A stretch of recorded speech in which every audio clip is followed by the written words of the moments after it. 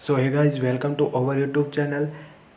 आज के सेशन में बात करेंगे DSSB nursing officer paper solution के बारे में बात करेंगे और आरआरबी के भी इम्पोर्टेंट क्वेश्चंस की अपन साथ में बात करेंगे। दोनों ही क्वेश्चंस काफ़ी इंपॉर्टेंट रहने वाले हैं, लास्ट तक ज़रूर बने रहेगा। अगर डियर फ्रेंड्स मेरा कंटेंट आपको अच्छा लगता है तो प्लीज़ इसको एक बार शेयर ज़रूर करना। अपन आज बात करेंगे डीएसएसबी पेपर सॉल्यूशन, जो कि आपके आरआरबी एग्ज़ाम में भी काफ़ी हेल्पफुल रहेंगे। आपके 6 और 24 को जो कि डीएसएसबी के एग्ज़ाम होने वाले हैं, उसमें अपन डीएसएसबी के पेपर सॉल्यूशन के बारे में बात करेंगे, जो आपके एग्ज़ाम के अकॉर्डिंग काफ़ी हेल्पफुल रहेंगे। उसमें अपन नॉन नर्सिंग और नर्सिंग को भी डील करेंगे। डियर फ्रेंड्स, इससे पहले जो भी मैंने पेपर सॉल्यूशन की बात की थी उसको आप ज़रूर देखना प्लेलिस्ट में जाके, डीएसएसबी स्पेशल क्लासेस और डीएसएसबी पेपर सॉल्यूशन, या फिर मैं उनकी लिंक आपको डिस्क्रिप्शन में दे दूँगा, जो ज़रूर देखना। फर्स्ट क्वेश्चन की अपन बात करेंगे। देखो, ये क्वेश्चंस 100 to 1% आते हैं अकॉर्डिंग टू आर्टिकल के अकॉर्डिंग। फ्रेंड्स, आर्टिकल के क्वेश्चंस आपको 2 से 3 क्वेश्चंस डीएसएसबी एग्जाम में देखने को मिलेंगे। तो अपन बात करते हैं फर्स्ट क्वेश्चन, संविधान की द्वितीय अनुसूची का संबंध किससे है? जो संविधान की द्वितीय अनुसूची होती है उसका संबंध किस अनुसूची से है? ऑप्शन ए है अन्य राज्यों के निर्माण से, ऑप्शन बी है महत्वपूर्ण पद अधिकारियों के वेतन भत्तों से, ऑप्शन सी है संसद से, ऑप्शन डी है राष्ट्रपति से। तो option B is the right answer. महत्वपूर्ण पद अधिकारियों के वेतन भत्तों से आपकी संविधान की जो द्वितीय अनुसूची है उसका संबंध है। Option B is the right answer. Next question है सेकेंड, किस अनुसूची में 22 लैंग्वेज को मान्यता दी गई है? देखो, किस अनुसूची में 22 भाषाओं को मान्यता दी गई है, इंपॉर्टेंट है, पूछा जाता है। तो ऑप्शन ए 7वीं, ऑप्शन बी है 6ठी और ऑप्शन सी है 8वीं और ऑप्शन डी है 1ली। तो 8वीं अनुसूची के अकॉर्डिंग 22 भाषाओं को मान्यता दी गई है। तो 8वीं अनुसूची में 22 भाषाओं को मान्यता दी गई है। Option C is the right answer. Friends, सारे के सारे क्वेश्चंस आपके एग्ज़ाम के अकॉर्डिंग 100 to 1% इंपॉर्टेंट है। तो एक बार इस सेशन को शेयर ज़रूर करना फ्रेंड्स, प्लीज़ इसको शेयर ज़रूर करना। नेक्स्ट क्वेश्चन है थर्ड, दल बदल के आधार पर निर्वाचित सदस्यों की अयोग्यता संबंधी विवरण किस अनुसूची में है? देखो, दल बदल के आधार पर निर्वाचित सदस्य होते हैं उनकी अयोग्यता संबंधित विवरण किस अनुसूची में है? कौन सी अनुसूची में है? तो ऑप्शन ए 2री, ऑप्शन बी है 3री, ऑप्शन सी है 9वीं और ऑप्शन डी है 10वीं। तो 10वीं अनुसूची के आधार पर जो दल बदल के निर्वाचित सदस्य होती हैं उनकी अयोग्यता संबंधी विवरण जो आपकी 10वीं अनुसूची में रखे गए हैं, इंपॉर्टेंट है फ्रेंड्स। नेक्स्ट क्वेश्चन है फोर्थ, किस राज्य में संविधान की 6ठी अनुसूची लागू नहीं होती है? फ्रेंड्स, इंपॉर्टेंट क्वेश्चन है। ऐसा कौन सा राज्य है जिसमें संविधान की जो 6ठी अनुसूची होती है वो लागू नहीं होती है? Option A Manipur, option B है मिजोरम, ऑप्शन सी है नागालैंड, ऑप्शन डी है मेघालय। तो आपका मणिपुर और जो नागालैंड होता है ना, वहाँ पे संविधान की जो 6ठी अनुसूची होती है वो लागू नहीं होती है। फ्रेंड्स, इंपॉर्टेंट क्वेश्चन है, मणिपुर का एग्ज़ाम में पूछा गया है प्रीवियस ईयर के क्वेश्चन में कि मणिपुर को कौन सी अनुसूची के अकॉर्डिंग मान्यता दी गई है, ध्यान रखना, पूछा जा सकता है, इंपॉर्टेंट है। नेक्स्ट क्वेश्चन है फ्रेंड्स फिफ्थ, किस राज्य के आरक्षण विधेयक को 9वीं अनुसूची में सम्मिलित किया गया है? देखो, कौन सा राज्य है जो आरक्षण के विधेयक को 9वीं अनुसूची में सम्मिलित किया गया है? फ्रेंड्स, इंपॉर्टेंट क्वेश्चन है और लास्ट तक जरूर बने रहेगा फ्रेंड्स। एक से बढ़कर एक क्वेश्चन है जो आपके डीएसएसबी एग्जाम और आरआरबी एग्जाम के अकॉर्डिंग 100 to 1% एग्जाम में देखने को मिलेंगी। किस राज्य के आरक्षण विधेयक को 9वीं अनुसूची में सम्मिलित किया गया है? Option A Rajasthan, option B Punjab, option C Tamil Nadu, option D Maharashtra. तो तमिलनाडु को राज्य के आरक्षण विधेयक को 9वीं अनुसूची में सम्मिलित किया गया है। तो राज्य के आरक्षण विधेयक को 9वीं अनुसूची में सम्मिलित किया गया है, वो कौन सा राज्य होगा? तमिलनाडु को, इंपॉर्टेंट है फ्रेंड्स। नेक्स्ट क्वेश्चन है 6, भारतीय संविधान की कौन सी अनुसूची राज्य में नामों की सूची तथा राज्य क्षेत्रों का ब्यौरा देता है? देखो, भारतीय संविधान की कौन सी ऐसी अनुसूची है जो राज्य में नामों की सूची तथा राज्य क्षेत्रों का ब्यौरा देती है? ऑप्शन ए 3री, ऑप्शन बी 1ली, ऑप्शन सी है 4थी, ऑप्शन डी है 7वीं। तो पहली ऐसी भारतीय संविधान की जो अनुसूची है वो जो क्या करती है, राज्य में नामों की सूची तथा राज्य क्षेत्रों का ब्यौरा देती है। फ्रेंड्स, इंपॉर्टेंट क्वेश्चन है। नेक्स्ट क्वेश्चन है इस पे 3 स्टार देना फ्रेंड्स। किस संशोधन द्वारा भारतीय संविधान में 9वीं अनुसूची परिवर्तित हुई है? Very very important. कौन सा ऐसा संविधान संशोधन था जिसमें 9वीं अनुसूची को परिवर्तित किया गया है? तो ऑप्शन डी आपका राइट होगा। प्रथम संशोधन द्वारा भारतीय संविधान की 9वीं अनुसूची को परिवर्तित किया गया है। Very very important friends, 3 star इस पर जरूर देना। नेक्स्ट क्वेश्चन है 8, किस आर्टिकल के अंतर्गत उपराष्ट्रपति पद की व्यवस्था दी गई है? Very very important friends, article के क्वेश्चंस आपके एग्जाम में 2 से 3 क्वेश्चंस देखने को आपको ज़रूर मिलेंगे।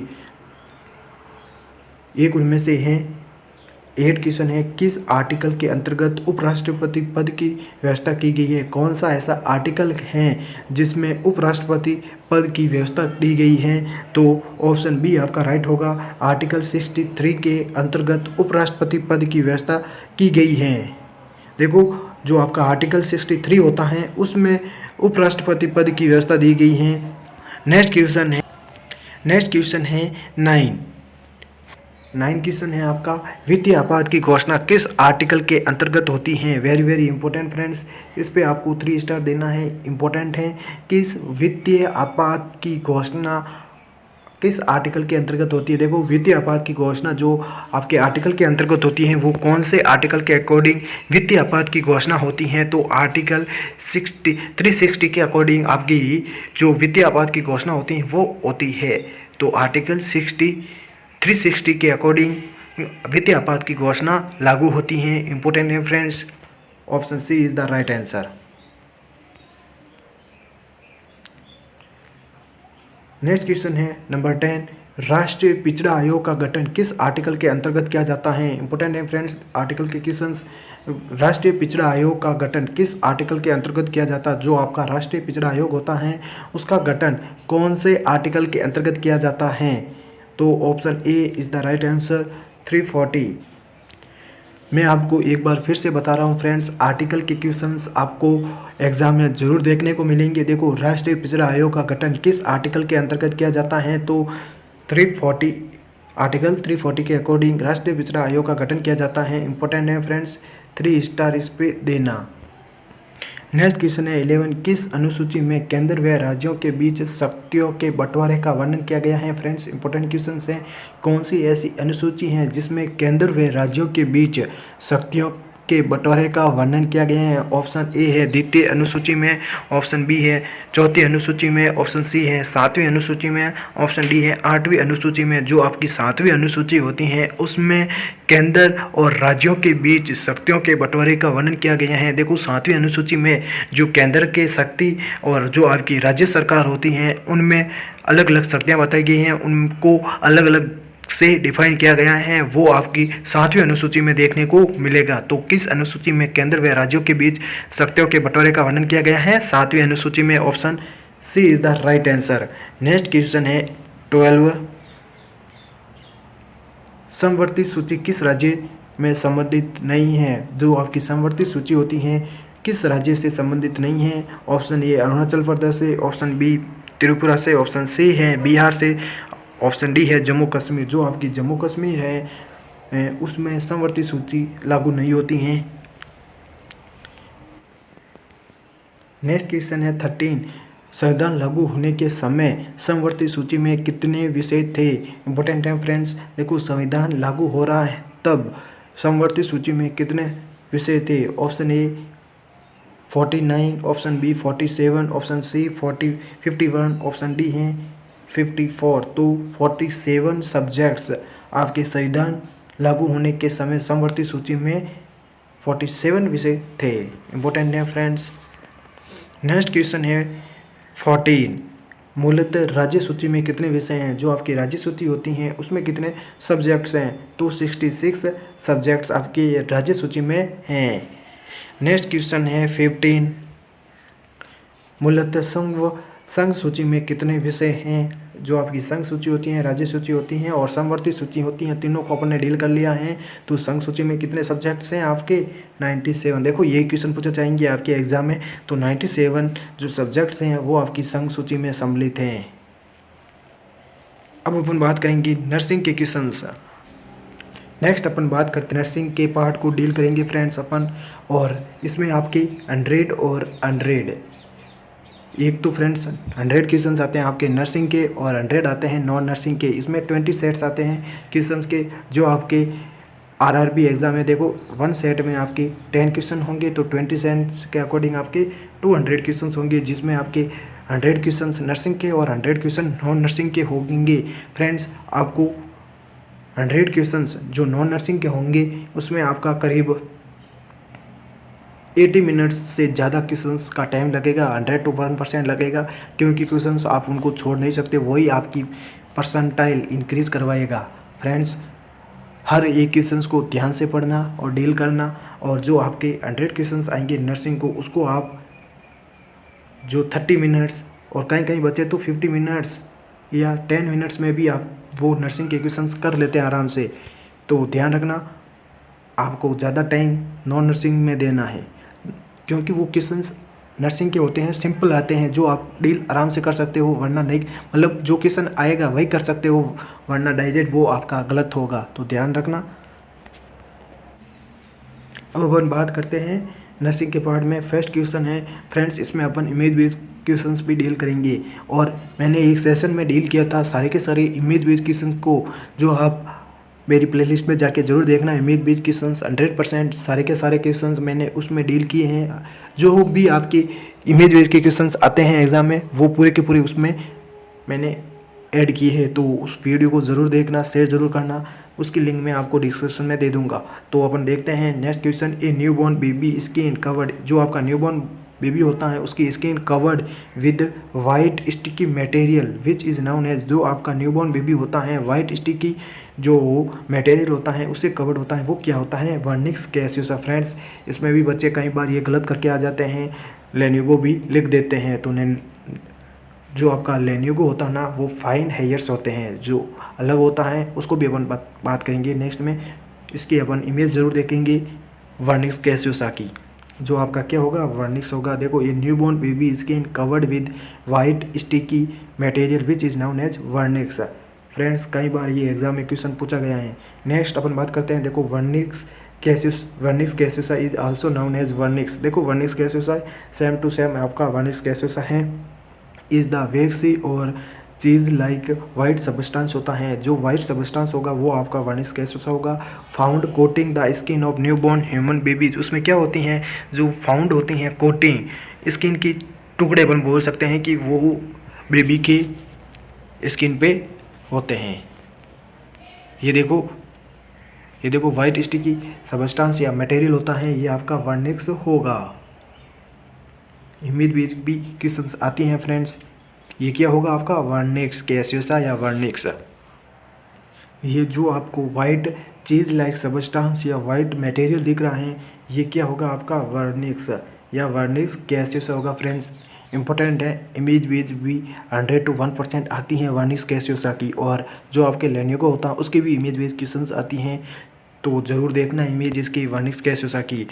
नेक्स्ट अपन बात करते हैं फ्रेंड्स, ये सारे के सारे वर्निक्स कैसियोसा कहीं 102 बार ये क्वेश्चन में पूछा गया है, और ये भी क्वेश्चन पूछा गया है। देखो fluid requirement of term baby on first day of life, ये भी कई बार क्वेश्चन आपके एग्जाम में आया हुआ है, तो मैं आपके लिए लेकर आया हूँ। Fluid requirement of term baby के लिए fluid requirement on first day of life के अकॉर्डिंग कितनी होती हैं?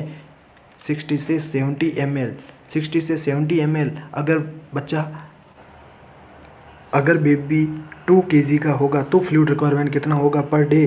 तो 60 को अपन 2 से मल्टीप्लाई करेंगे तो 120 हो जाएगा, और 70 को 2 से मल्टीप्लाई करेंगे तो 140 हो जाएगा। तो आपका फ्लूइड रिक्वायरमेंट कितना होगा? 120 से 140 ml पर kg होगा आपका। फ्रेंड्स क्वेश्चंस इंपॉर्टेंट है फ्रेंड्स, कई बार बच्चे गलत करके आ जाते हैं, तो ध्यान रखना। Fluid requirement of term baby on first day of life कितना होता है? 60 से 70 ml पर kg का है वेट। फ्रेंड्स ध्यान रखना आपका बच्चा पर kg के अकॉर्डिंग दिया गया है, अगर उसका वेट क्वेश्चन में दे रखा है तो आपको उस वेट से आपको ये वैल्यू उसको मल्टीप्लाई करनी है, तो आपका आंसर आ जाएगा। नेक्स्ट क्वेश्चन है, the first stool of neonate is called, जो आपका फर्स्ट स्टूल होता है न्यूनेट का वो क्या होता है? मेकोनियम होता है।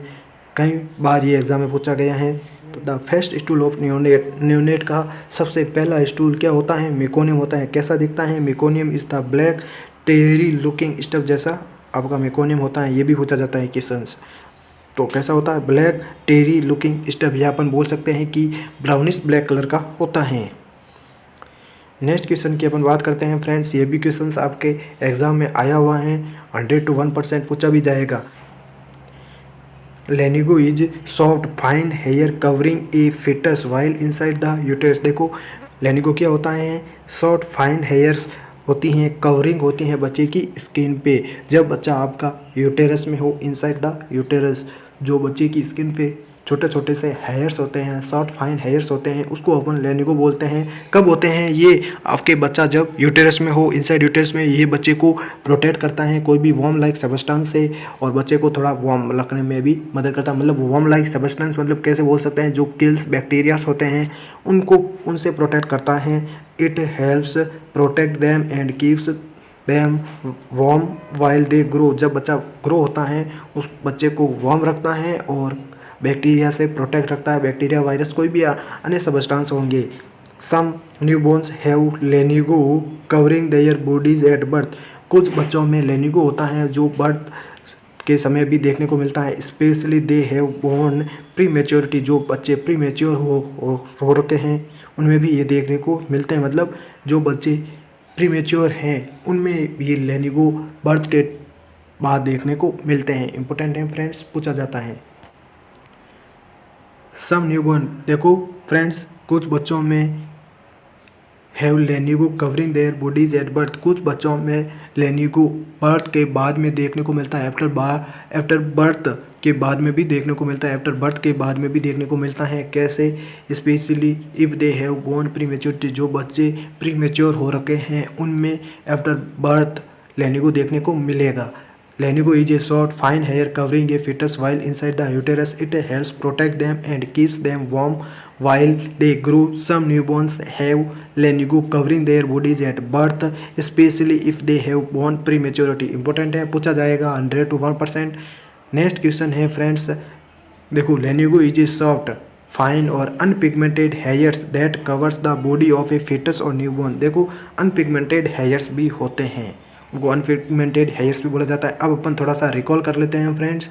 देखो fluid requirement of term baby on first day of life 60 से 70 ml पर kg। The first stool of neonate is called meconium. Meconium is the black tarry looking stuff जैसा होता है। Lanugo is a short fine hair covering a fetus while inside the uterus. It helps protect them and keeps them warm while they grow. Some newborns have Lenigo covering their bodies at birth, especially if they born prematurity. Important है friends, पूछा जाएगा। Next अपन बात करते हैं। देखो lanugo is a short fine unpigmented hairs that covers the body of a fetus और newborn. Important है, ये भी पूछा जाएगा। ये तो अपन ने डील कर लिया है फ्रेंड्स।